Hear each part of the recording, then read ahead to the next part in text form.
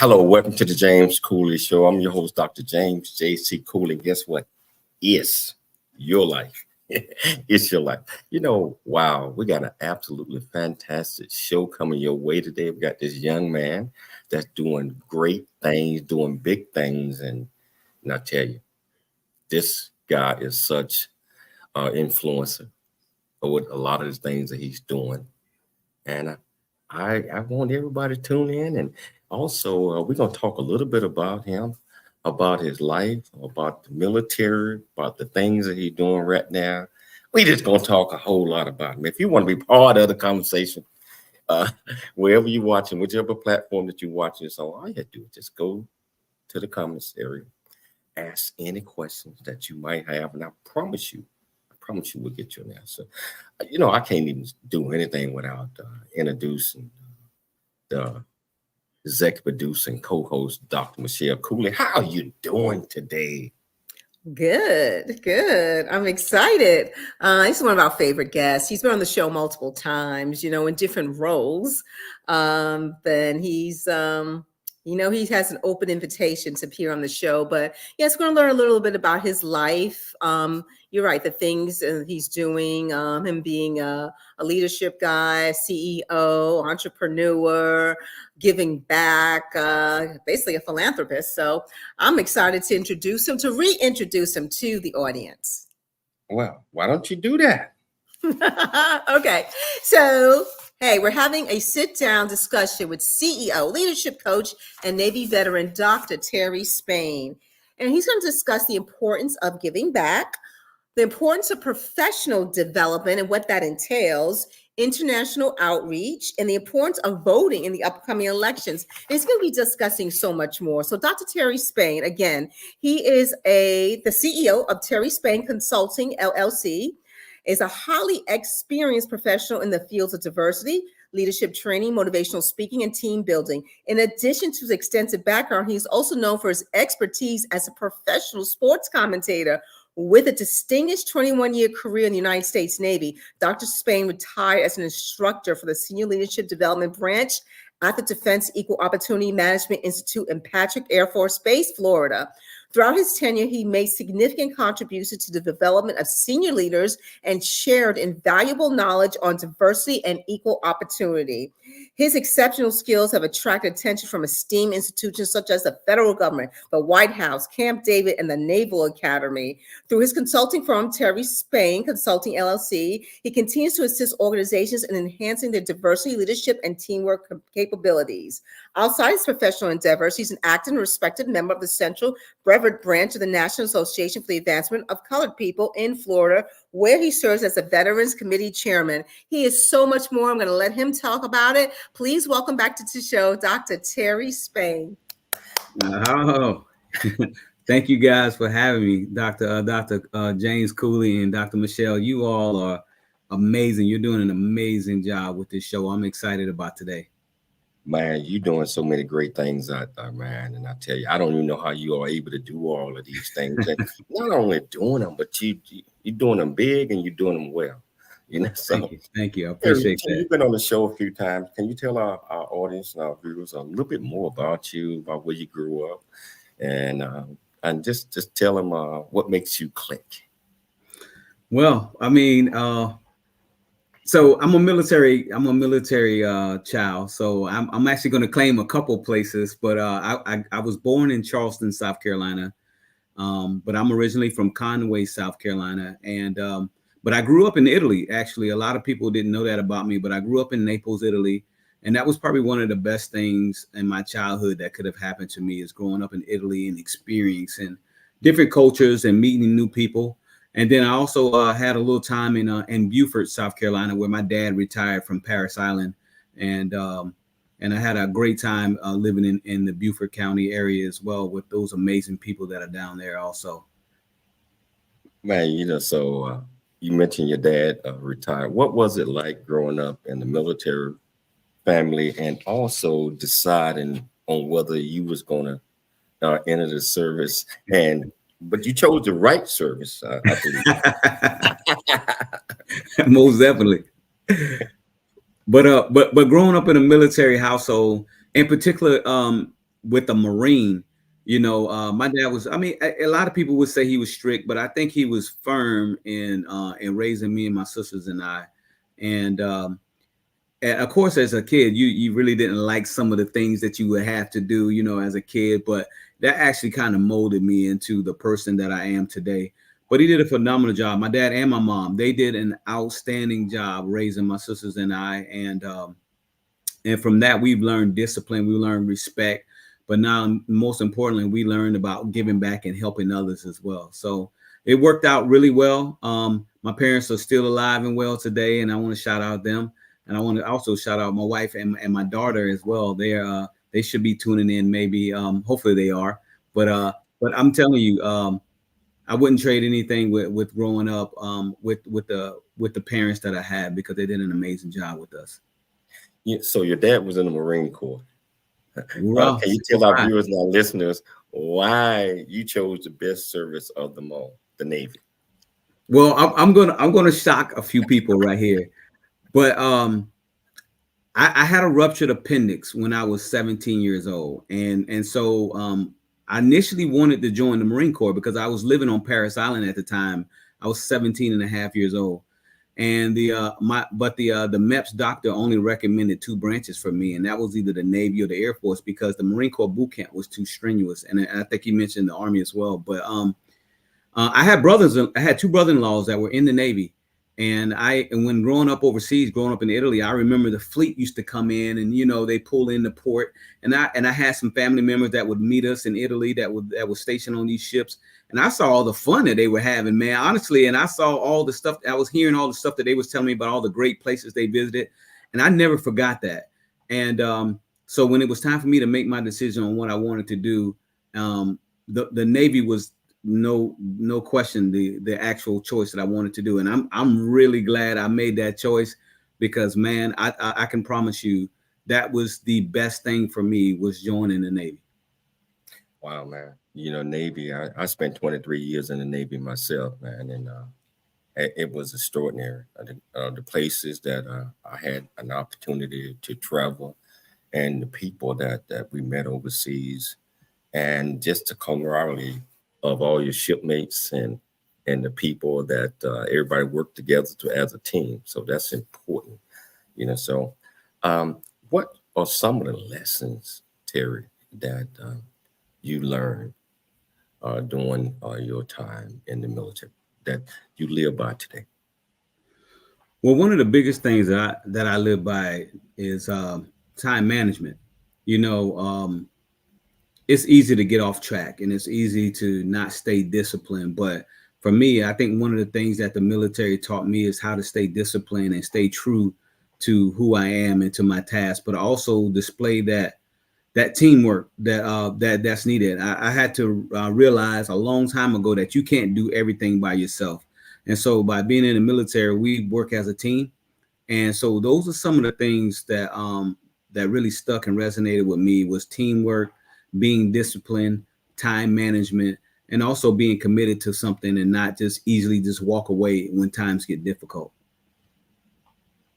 You know, teamwork, it is, and you know, all the different lessons learned that we have and that we live by today.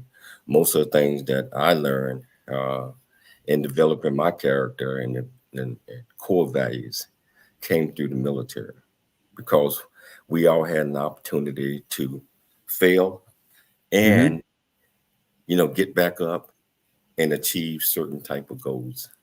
You know, Yeah, so I definitely agree with that. and leadership, just like you teaching leadership, you own your own company or leadership, or you teaching that for the next generation, not just military, but folks in general. If they want to grow up and be leaders in their communities and be leaders in anything, they need to talk to folks like you, or get your recommendations on how that's done. So what was the most important lesson that you know you stand by today, not just in the military, but that prompt you to go down the path that you're going, leadership training, all these things? Was there any one point that said, this is what I want to do? Yeah. Once you know how it is, once you retire from the military, you have the whole world, ahead of you. So I know that I was really good in public speaking, and then that was courtesy of me being in public affairs in the United States Navy. But I also saw that there was a huge deficiency with our young teenagers and young adults as it relates to them having someone that they can talk to and lean on. And so one of the things that I found that was effective for me is getting with those young men and women. In particular, I designated a lot of my time to these young men because there's a huge gap. There's a big need for motivating, assisting, and helping these young men. So initially, I still did my stuff with diversity and inclusion, and I still do that as well. But I also wanted to make myself more available to young folks. And luckily, I have a face that looks kind of young, so they'll listen to me a little bit.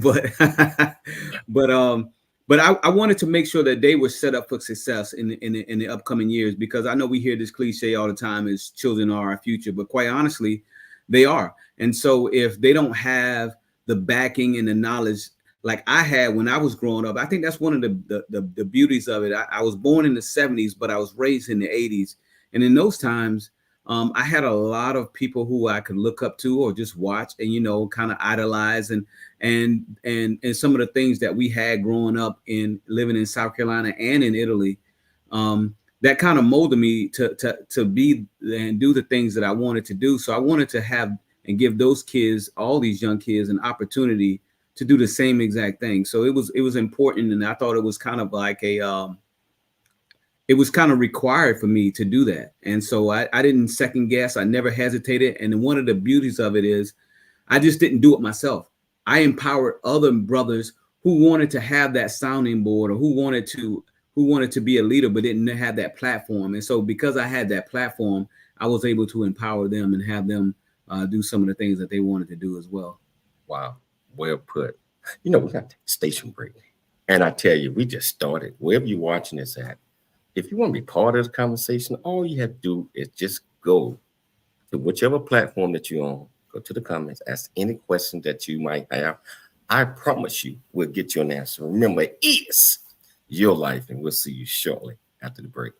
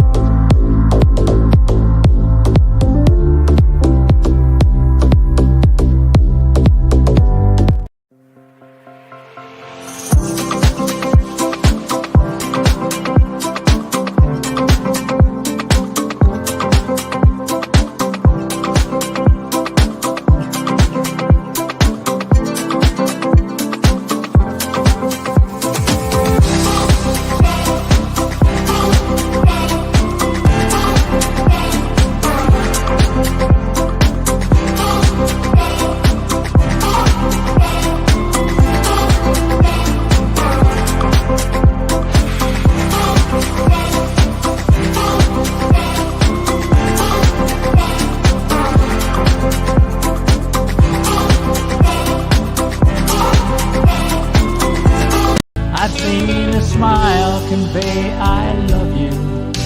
I'm proud of who you are, the one that keeps us close when we're apart. Talking from the darkness of all that we've been through,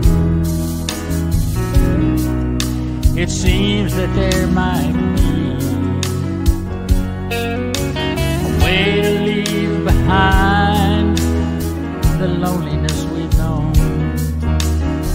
and live again. Life of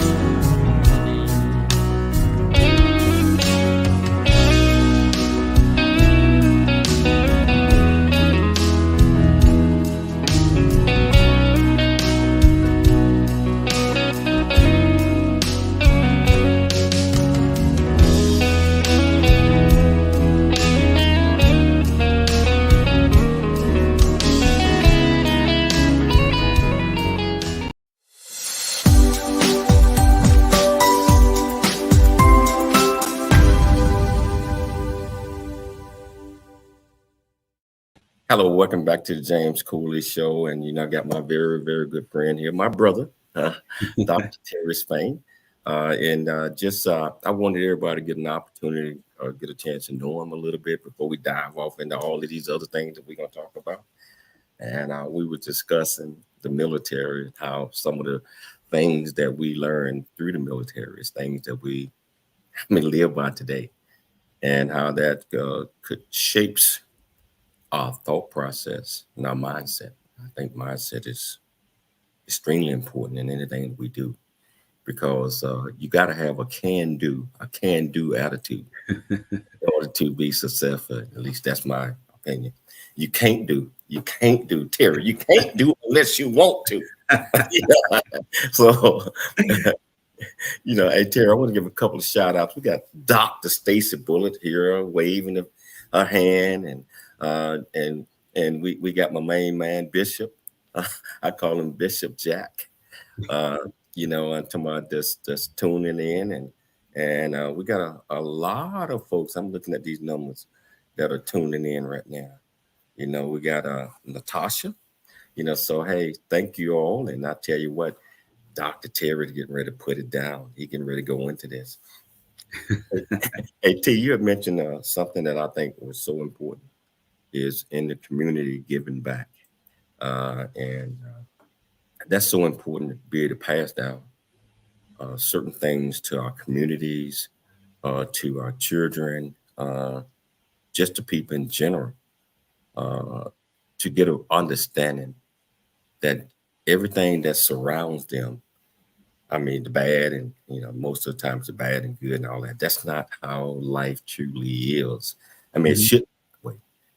What are some of the ways that you encourage, folks, youth, young adults and adults to kind of always see the positive things and not just all the negative things in something and go with from there? Well, that's actually a real good question, Dr. Cooley.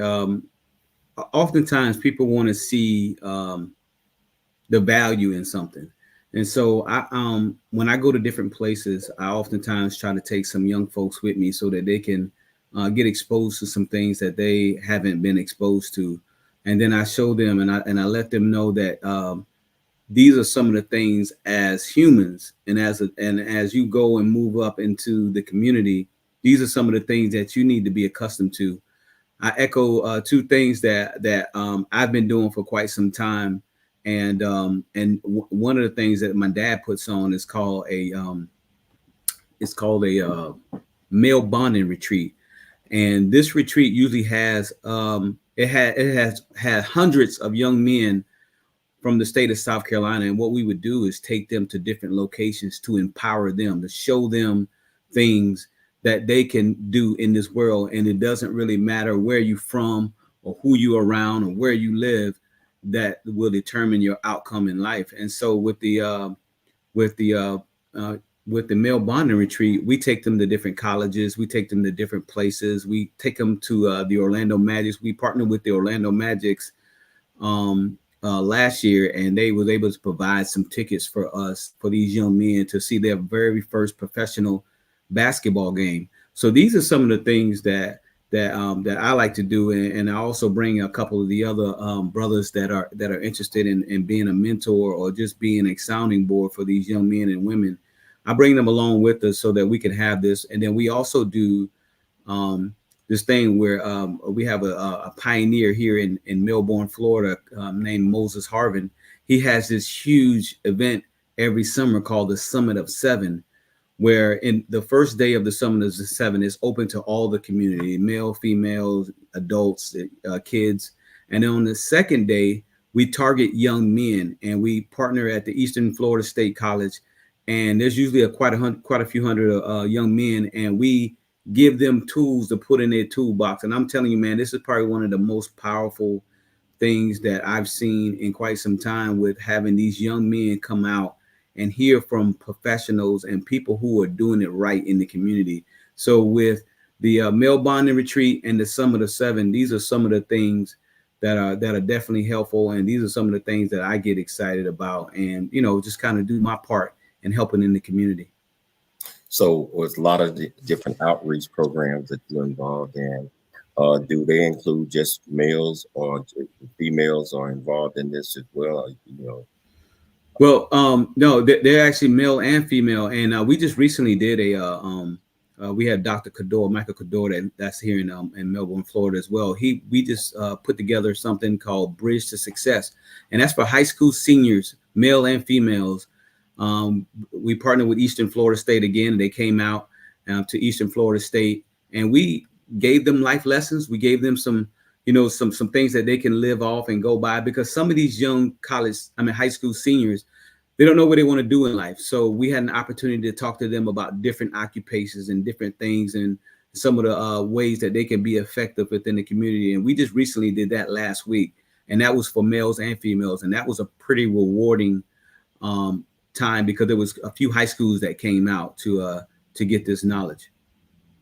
You know, so hey, T, you're doing so many things. You're supporting a lot of different organizations. How do you determine, or you guys determine, on which organization to support and how much support that's needed in order for them to get a value out of it and strive? Well, it's usually just by the demand. You know, there's a lot of folks that know that we do a lot of stuff here in the community. So some stuff is routine. So we know that in certain months or certain times of the year, we have these upcoming things that happen. And then we have some stuff with our Phi Beta Sigma chapter that I'm a member of. We do stuff in the community, and that's usually a weekly thing. So we get a request from certain groups or certain people, and then some people just reach out to me directly and say, hey, I have a person that I want you to mentor. I have somebody that can benefit from that can benefit from listening to you. So that's how it's been going over the last few years. And as you know, I mentor a lot of athletes too, whether they're in the high school, collegiate, and professional realm. And so I just, they'll reach out to me. I made that network with some of these young athletes and some of these young professionals and young people, and we just take it there and go to that level. So I've been doing this for quite some time, and I don't get anything out of it. A lot of people say, hey, well, is it money? There is money that you can get involved with it, but most of the time I just get the benefit of seeing them be successful and winning, and I encourage them, and I charge them to do the exact same thing that I'm doing for them that they do to the next generation. So that's how I get my gratification. Yeah, man. You mentioned winning, and winning. A lot of people think that you have to actually win like a boxing match or something like that. I believe that winning is being able to see the result of someone coming out on top, or where if you catch them in the beginning and you see that they are way from being successful, and they kind of get the mindset right, and make I call it a left turn or a right turn and follow that road to success. And that's what winning to me is. It's not worth all the money. I mean, everybody wants money, but that's worth more than money to me. You know, T, you spent a whole lot of time overseas. Overseas, and you lived there for a while with your dad. What are some of the most important things that you took away from that, and how that helped you support your international things that you were doing? Well, you're right. Yeah. Growing up in Italy, I was 12 years old when we moved to Italy. And of course, there was a culture shock for me, growing up overseas. Coming from South Carolina, we had to learn a new language and customs and courtesies and things of that nature.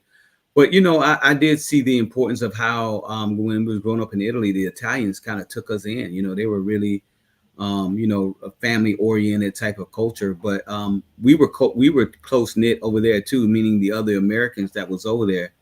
But just having an opportunity to see that and giving back, as you know, in May, we did the inaugural Kenyan Young Men Empowerment Summit in Eldoret, Kenya, and I have to tell you, Dr. Cooley, that ranks really high on one of some of the coolest things that I've ever done in my life, because we were able to impact hundreds of young men and women over in Eldoret, Kenya. And just to have some of the other brothers that was able to join me to witness that was amazing. I was able to, so as you know, I'm an author, so I was able to write my book, but I was actually able to donate and give away some of my books to some of these young men who desperately needed to read books like that to empower them. So growing up overseas and living overseas, when I was in the military, I had an opportunity to be in Africa for almost a year and to other different countries. But I actually, after I grew up from overseas, when I joined the Navy, I got stationed in Italy again, and then I got stationed in Japan. So I did back-to-back overseas for 6.5 years, I was overseas, and I was still able to impact internationally that way. But when I came back to the United States and were able to get my feet grounded, I was able to impact in a major way. And I always wanted to go back to Africa to make an impact, and going to Eldoret, Kenya to do that was probably it ranks up high as one of the highlights of one of the things that I've done in my life. Or you guys plan on doing that again next year back over in Kenya? Yeah, they want us back like every year. So this is going to be a continuous thing. I've had an opportunity to interact with their government as well, as far as like getting things together with their area prime minister and some of their senators and things of that nature, because they were really impressed with what we were able to bring. And we're gonna add a few little things in the next year to make it worth their while even more, and try to bring some of these young men and women back to the United States, because there are a lot of talented young men and women over there in Africa, and in particular in Kenya where we were at. And I think that they would do and excel wonderfully here in the United States. All they need is that chance. So we're trying to find different pathways and different ways of bringing these young men and women to the United States so they can come back and utilize their talents.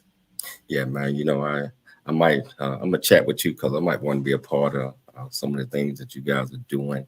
You know, it's just so wonderful. I had an opportunity to spend most of my Navy career overseas. Okay. And where sometimes you kind of get caught up and you ain't rushing to get back to the States. I mean, yeah, I can attest to that. I 7 years over in Japan, man. And I really enjoyed that, and Australia and other parts of the world, and Italy, and all of those are great things, you know. So we're gonna take a station break, T. Okay, come back, man. This is exciting. Oh yeah. If you want to be part of the conversation, stop playing. Just go to whichever platform that you're watching this on. Ask this great doctor any question that you might have. I promise you we'll get you an answer. Remember, it's your life, and we'll see you shortly after the break. Really get a chance to know who you are. And once you know who you are, you truly know who you are, love who you are. Love who you are. You're a masterpiece. Love who you are. Love who you were born to be. Love me some me. That's what I'm talking about. When you leave high school, you gotta know today or tomorrow, or hopefully today, what your plans are. Hopefully, there is no bad decision unless there is no plan. Create, collaborate, commit with confidence. Commit with what? Commit with what? And everything that you do.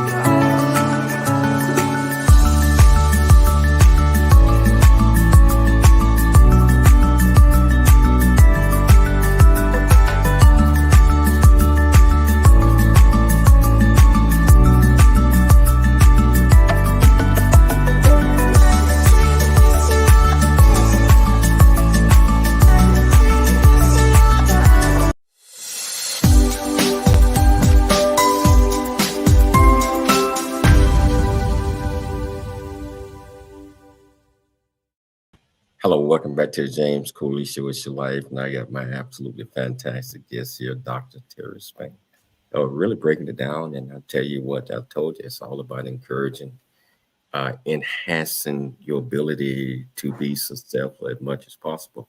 And many times we do that, it requires personal development.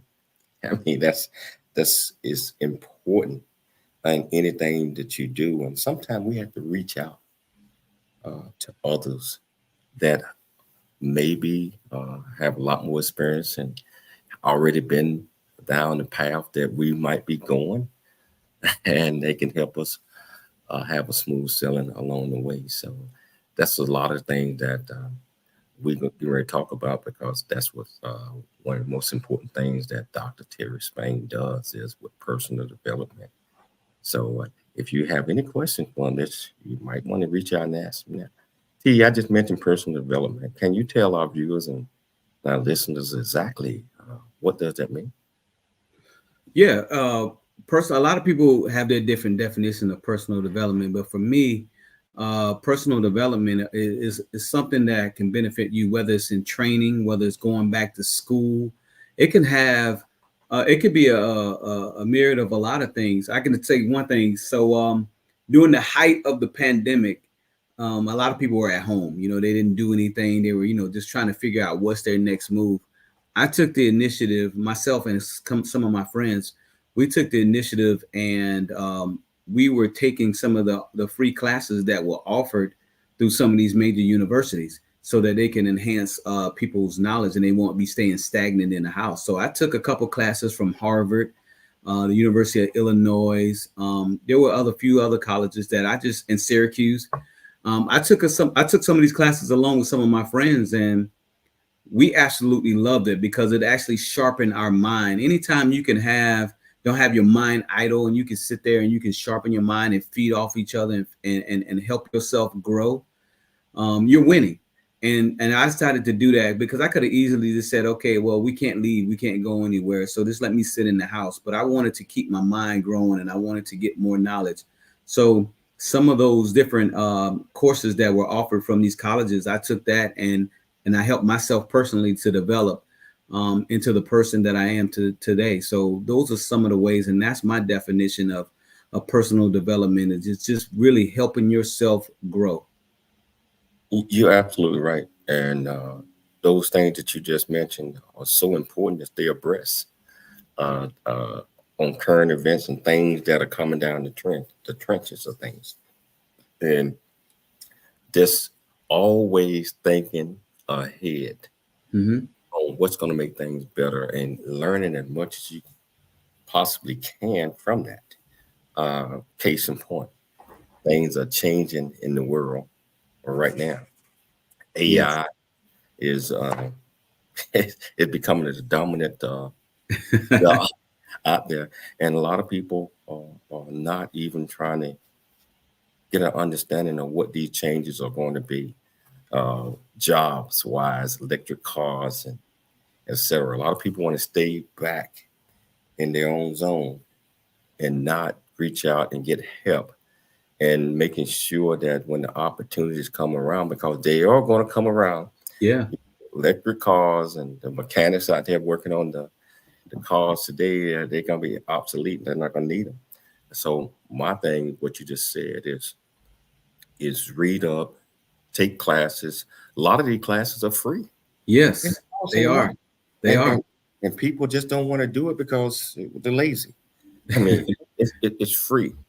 A lot, so I encourage everyone to always think ahead. Hey, Terry, we got a question from Two for Everyday Living. I mean, actually going back to when you was talking about the U.S. versus Africa, what is a challenge in serving the young people in the U.S. versus Africa? You know what? That's actually a great question, because we talked about that the entire plane ride almost coming back from Africa. So one of the things that I see is that in the United States, in particular with the young people here, they have a lot of stuff handed to them, or it's readily accessible to them, right? And so oftentimes when it's so readily accessible to them, they don't utilize it. They say, oh, I can do it at this time, or I can get back to it, or what have you. But then they also don't take full advantage. And one of the things that I've noticed by going to Africa is that a lot of these young African students or young adults, they don't have the privy. They're not privy enough to have some of the stuff that the young people in the United States do have. So they're hungry. Their desire, they'll do anything and everything to get to what these young people in the United States have. One of the questions that I asked when I was doing the documentary for the Empowerment Summit, I asked how many people in here wanted to go to the United States, and every single hand went up in that class because they want to go have that shot in the United States so that they can come back and empower their people over there in Africa.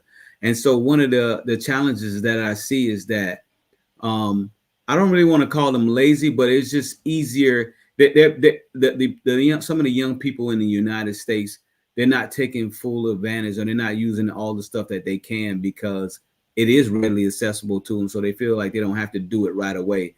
But vice versa to the young folks that's in Africa, they want it. They're hungry. They're doing whatever they take. And perfect example is they're required to learn English in Africa. That's one of the things that's required in their school. In the United States, it's required in some schools, but then it's not as mandatory to learn another language as it is for them in the United States in Africa to learn English. So those are some of the challenges that I see, is that I think that some of the kids that are over in Africa are a lot more hungry because they don't have the stuff that they see that the people in the United States have. And so it's easy for them to kick back and say, well, I'll just rather just do it whenever I can. But in retrospect to the kids that are in Africa, they want to do it now, and they want to do it to the best of their ability. Not saying that there's nothing wrong with the kids in the United States, but this is some of the things that I have seen when mentoring young people versus in the United States versus mentoring young people that's in Africa. Because those young kids that are in Africa, they're still reaching out to me to this day. And I left in May, and they're still reaching out. Wow. I mean, well put, my friend, well put. Terry, let's talk about Terry Spain Consulting LLC. Can you tell our viewers and listeners exactly what that is and what it entails and some of the things that you and your organization do? Yeah, Terry Spain LLC it's a mixture of a lot of things. It's not just a one-trick pony. So I started off doing a lot of diversity and inclusion and leadership and all things human relations. And I still do that. I still, as part of that professional development, I keep my mind going. I take classes. I also read, and I do a lot of intensive research to when I go out to these different organizations to train and teach these leaders. I want to make sure that I know what I'm talking about. And so for Terry Spain Consulting, I do a lot of consulting. I do a lot of leadership. I do some coaching, but I also do motivational speaking. And I also do some training for team building and group thinking and group organization and all these different things that we do, not only from an organization or a unit or a corporation, but I also hone down to the individual as well. So if anybody wanted some individual coaching, I have experience in that. I have been certified to do that. But I also do motivational and team building as well. Wow. So you're doing a lot, my friend. Just like I said, I don't know Yeah. how. Yeah. I want to give a shout out to my brother in Chattanooga, Tennessee, Randy Tony. How are you doing, bro? I miss you, man. I'm glad that you're tuning in and watching. We got to talk sometimes. And Terry, want to thank you. Stacy, Two for Everyday Living, said, thanks. That was a great point. Glad you made a massive impact on their lives based on what question that she had asked you about U.S. versus Africa. That was well put. Yeah, that was a great question. I kind of thought she had threw you off a little bit. Oh, no. My friend, we're going to take a station break, and we're going to come back and we're going to pick it up this. And we're going to start talking a little bit about some of the things that you're doing out there. Like, sportscaster, Okay. announcing games. I think you're going to be announcing the game tonight and Yeah. the Orlando Magics, and a lot of the things that you're just making a difference. I mean, big time role model you are, my friend. So we're going to Appreciate take that. a break. And if you want to be part of the conversation, all you have to do is just go to the platform that you're watching us on, ask any question that you might have, and I promise you we'll get you an answer. Yes, your life. We'll see you shortly after the break.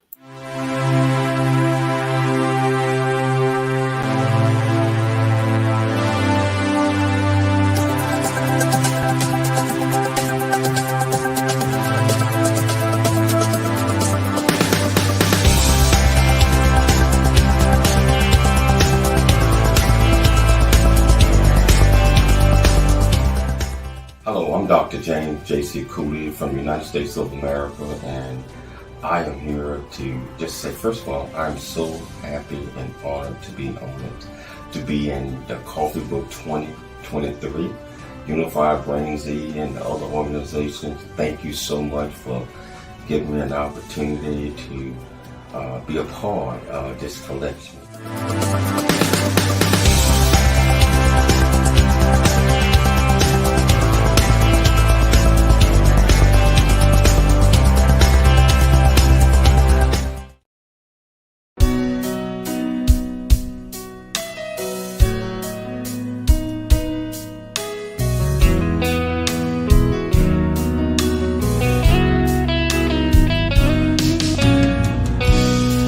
Where is all the good news?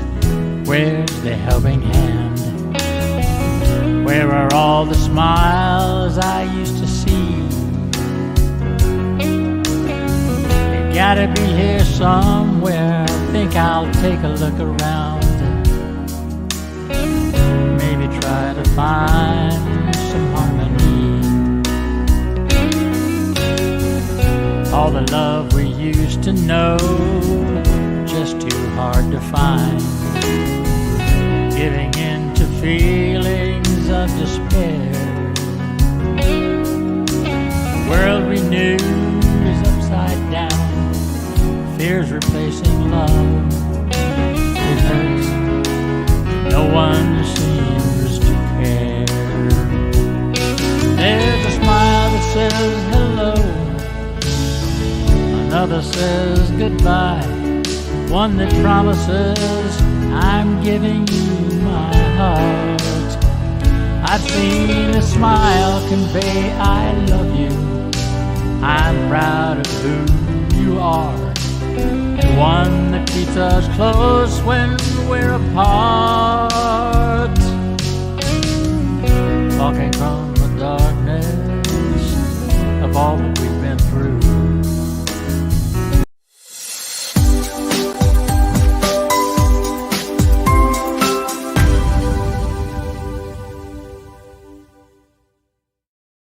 Hello, welcome back to the James Cooley Show. It's your life, and I'm just fascinated with that song "Smiles." It shows so many different aspects of what we have forgotten, mostly in the world. And the Dr. James Arms, I'm probably listening to the show, wrote that song, and actually, Terry, they are on their way here. They're going to be staying with me in the next couple of days. And Okay. someone I want you to meet. I want you to meet Dr. Pauline Crawford and Dr. James Arms. They're doing so many great things, especially overseas and etc. So it's I want to introduce you to them first chance we get. That's great. But I want our audience to understand that all of these things that Dr. Spain is talking about right now, and their personal development, diversity, equity, inclusion, all of those things are important to all of us in the world, because we have to learn to live together. We have to learn to grow together. We have to learn to survive together. So I hope you all are taking this in heed. Charles Jones, I see that you're watching. Thank you so much, brother, back in Chattanooga, Tennessee.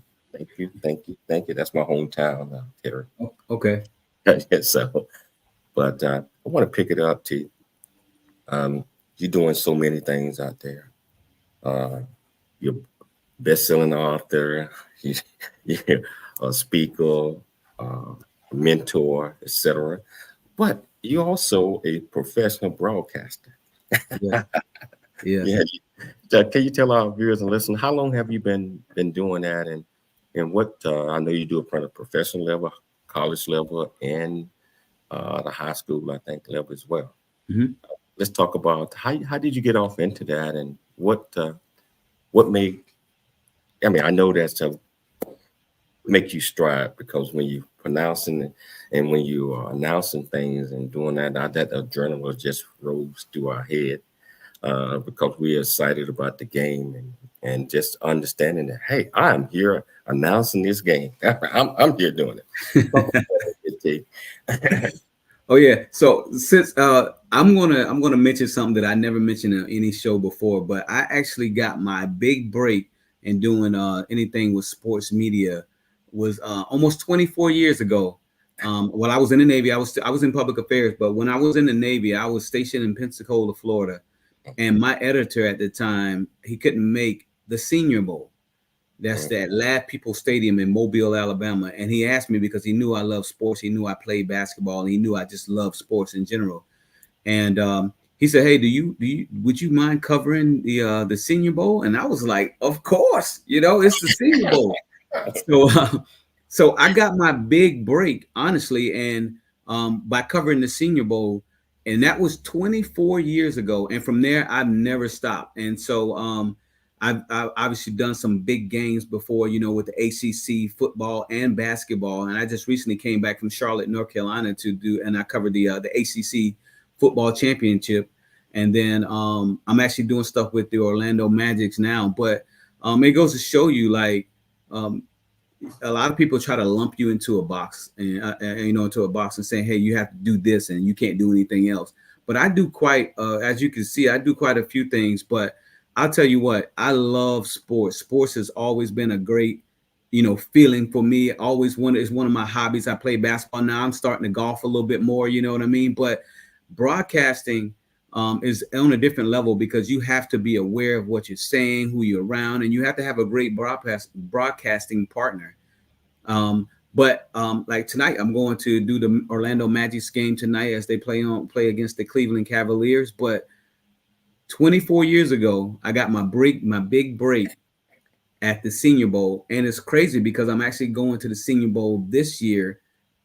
And this is the first time I've been back in 24 years with covering the Senior Bowl. So I'm excited about going back to Mobile, Alabama to cover the Senior Bowl. That's why, following the path is so important, because you never know what's going to come your way. I got my big break similar to what you're talking about in television and radio by someone asked me to come on their show to talk about one of my books. And I went on and talked about my book. When I was leaving the studio, the general manager and president and all that had sent this team down to get me. And that point on, they offered me a show on the spot, and I've been doing it ever since that time frame. So that's amazing. You never know what God is going to do for you or what situation He's going to put you in, but we have to always have an open mind. I agree. And be acceptant of things that's going to come your way. I'm sure whether it's good and bad. Hey, Terry, you're an author. Can you tell we're both authors. Yeah. But can you tell our viewers and listeners, what is the process? What is your process when you are writing a book, or how you go about getting your thoughts? What prompts those types of things? Because it's different for each one. Yeah. So this is my book, Hey Young Man, shameless plug. I'm excited about this book because it has motivated a lot of people, not just men. A lot of people think that this book is designated for men, but it's actually designated for anyone, because if you're a single mom, you're a single dad, and you have a young man that you're raising, or a nephew or someone like that, this is a good book for you or them to read. But the process of writing the book, one of the things that I mentioned before is having that discipline. It's easy to get writer's block. It's easy to get distracted from taking you off your path that you want. But it's good to be disciplined and set goals, realistic goals, for when you want your book to go out. And so for me, I had to remain disciplined in writing this book. But I also did research. because you're going to have to do research, because you just don't want to just put something on a piece of on a paper and say, hey, oh, here's my book, and then it's not validated by anything. So it definitely comes with research, asking questions, and just being disciplined. So that was a part of the process for me with doing that. And you know, honestly, I'm, like I told you before, I'm really excited about this book. It's been out for over a year, but it's been doing exceptionally well. But when you take your time in writing something and you put a lot of passion in it, it will reflect in your book. It will reflect in whatever you're doing. And that's one of the ways that you're able to sell, because people understand, they want to listen for some of the things that you're doing out of life. And when you read this book, they will see that you put a lot of heartache, pain, passion, stick-to-itiveness. That's one of my words I like to use.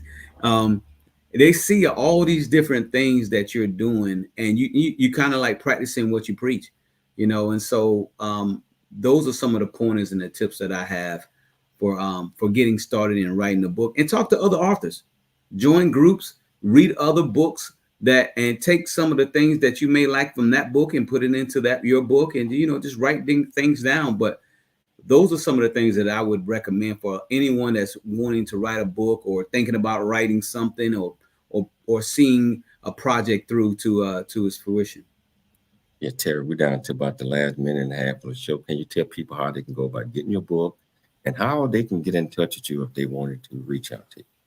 Yeah, so you can go to my website, which is Terry, Terry, Spain, just like the country, SPAIN, Terry Spain Consulting.com. And on that website, you'll definitely be able to find a way to reach me, and then you can actually buy the book from there. And then I'll sign it, I'll autograph it, and I'll put like little extra bennies inside the book too, so inside with the book, so that people can utilize that.